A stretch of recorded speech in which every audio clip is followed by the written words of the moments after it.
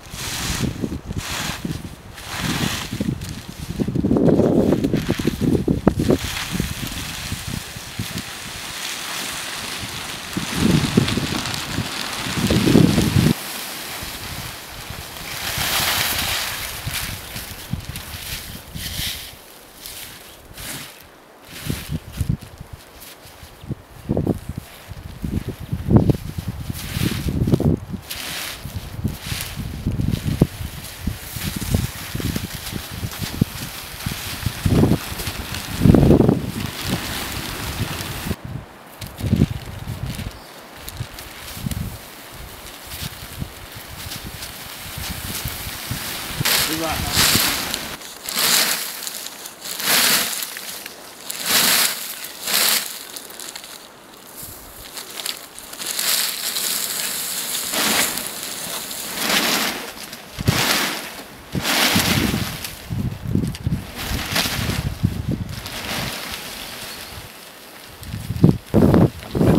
Polku on nyt sitten hyvä, että siinä on semmoisen noin 60 senttiä.